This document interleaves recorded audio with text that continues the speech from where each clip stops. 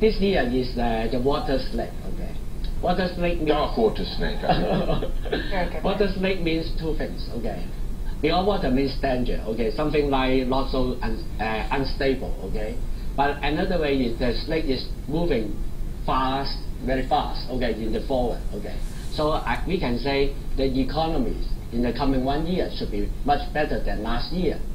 Okay, so this is good news.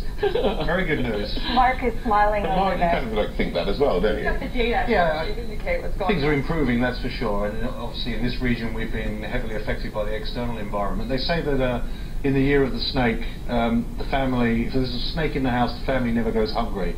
How do you think that plays out in terms of investments? Does it mean that we're going to see lower inflation, or does it mean that we're going to see improved job numbers coming out of the US, for example?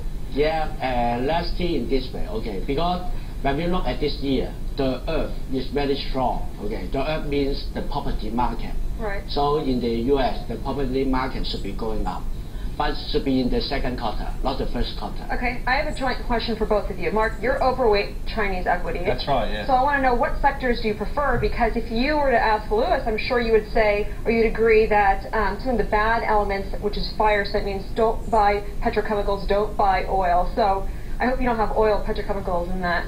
We're actually seeing a bit of weakness in the oil price. Okay, good. So We're both on the line I guess that's maker. consistent. Obviously away from exporters, we've got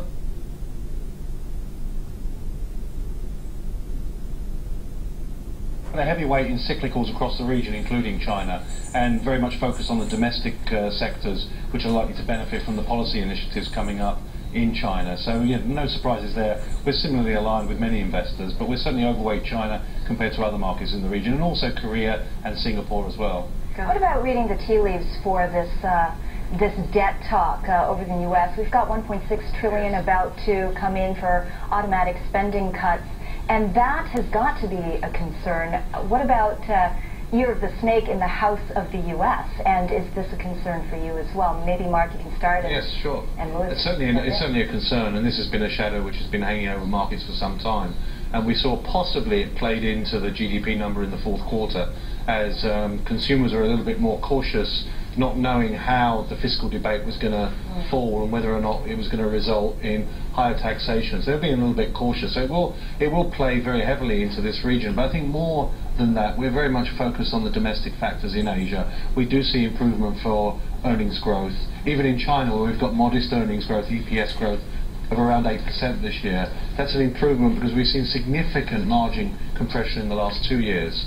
So I don't know how the snake plays out in the US, but certainly in Asia we see it as a more positive environment, more near term than waiting for the second quarter. Right, that's really the concern. Yeah, the second half of the year, what is that going to look like? Everybody has got their Lewis share. has said his tuppence worth there. Okay.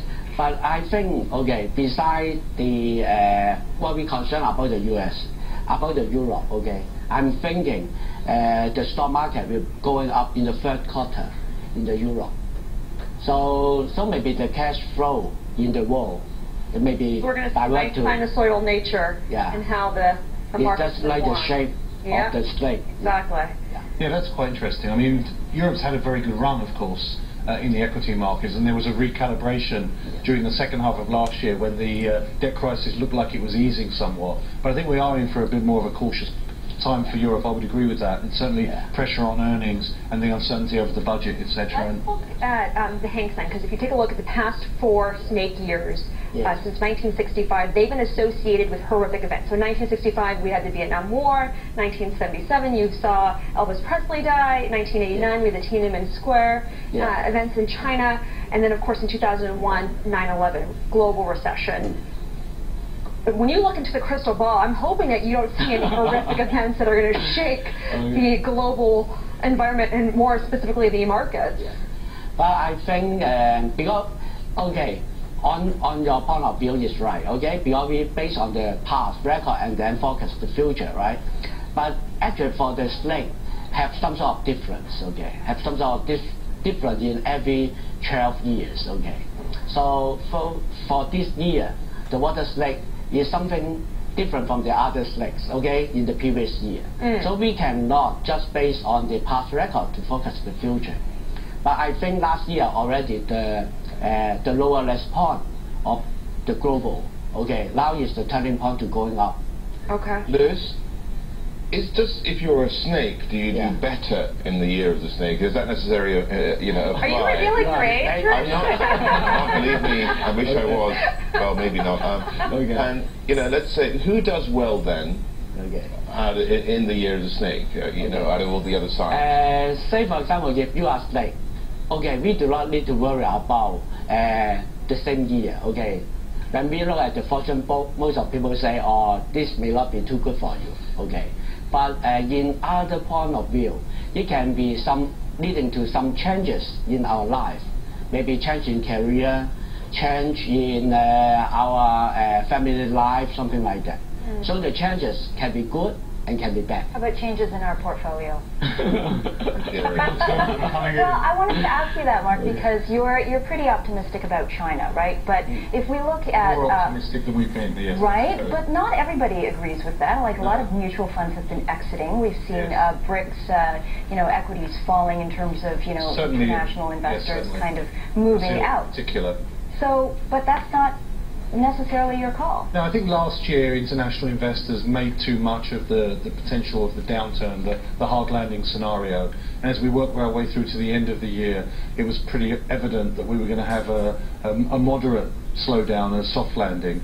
And I think we've seen a recovery in the fourth quarter and in January as the market has improved. But remember, the policymakers have done an awful lot to try and shore up confidence and improve sentiment. I think the next phase of that market, the mainland market, Chinese stocks listed in Hong Kong, is going to prove tougher because perhaps the easy yards have been made already.